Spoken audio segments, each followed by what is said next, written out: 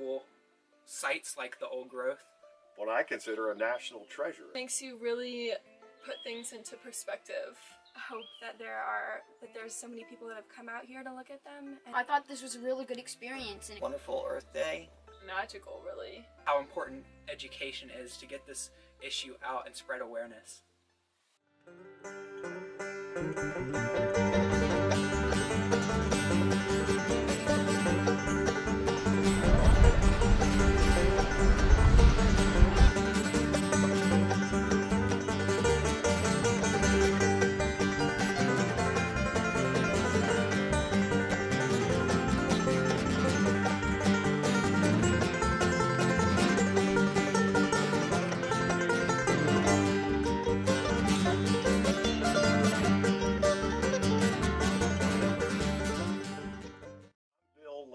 And I'm Lynn Limpert.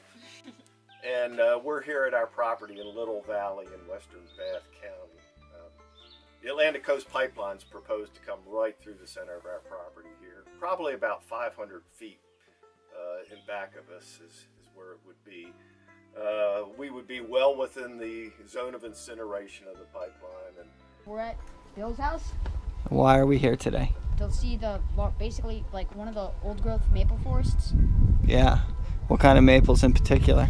I don't know. Sugar. The best kind, right? The sugar maples. The ones that make maple syrup. Cool. Okay, so we're gonna go up a really steep hill over here, and our guides, the Limperts, are gonna show us around. these trees are something we want as many people to see, and our doors are always open to everybody to come and see them. Doors not open to Dominion. Doors not open to the pipeline, and we're going to resist with everything we've got. I think it's kind of sad when they choose to put a pipeline through some really wild habitat. So we're here also to bear witness to this as a historical tragedy for what will be lost, short-term gain that we're talking about. 25 years expected lifetime for a natural gas transmission pipeline that's not going to bring gas to people living here as much as they might want to use it, you know, for heat. It won't help them, but it's going to hurt this area in many ways. So more than anything, we're here to bear witness to that. From this point on up the mountain, the Virginia Department of Parks and Conservation feels that this has never been cut before. It's extremely rare, uncut virgin forest. And we think some of the trees here are 400 and 500 years old. We did have a forester do a core sample on about a 14-inch diameter red oak, and it was over 205 years old. We were really surprised to see that.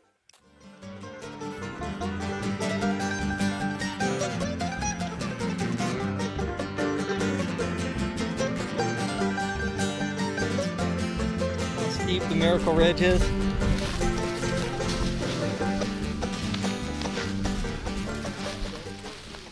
It's unbelievably steep. It's about the steepest slope that you'll see without it being, you know, exposed. Without it being cliff. Impossibility of successfully taking this ridge down and then putting it back. And I really think that they're putting it through a risky place like this, thinking, well, if we blow up these people, that won't be too bad, because there's not too many of them to blow up. Escape clauses in all of their statements, like,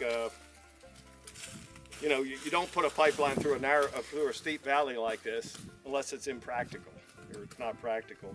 The headwaters of the James. Wow, so that would pollute that. Yeah. Fracking is exempt from the Clean Water Act, the Safe Water Drinking Act, and the Clean Air Act.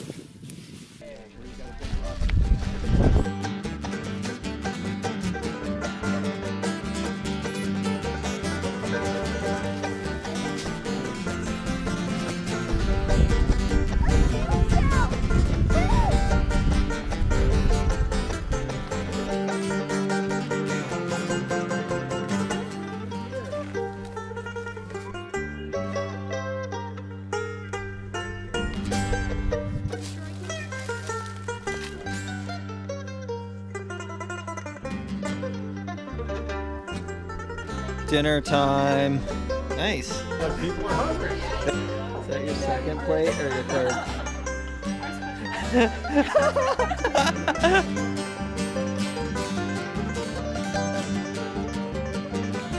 hiking crew going out.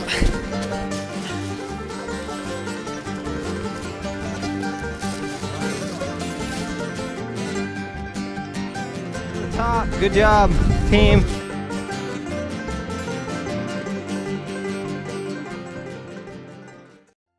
months or so. The pipeline company has gotten behind schedule through their own negligence and sloppiness. It might be later than that. On the other hand, they may be trying to catch up and get it in as quickly as possible.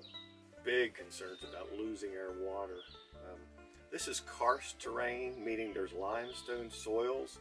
So we have sinkholes and passages underground that bring the water to our wells and springs. There's no public water here whatsoever.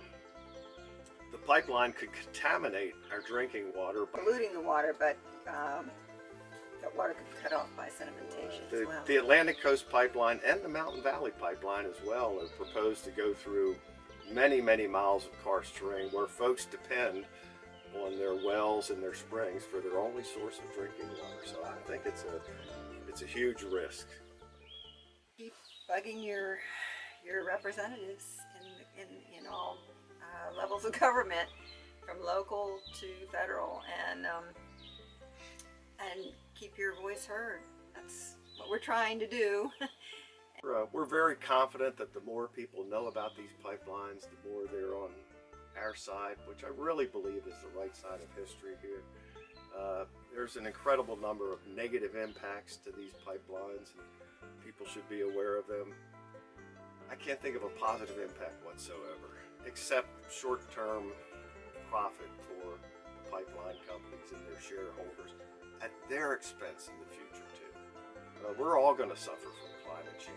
We've got plenty of energy here available, renewable energy that's non-polluting, inexpensive, ready to go right now.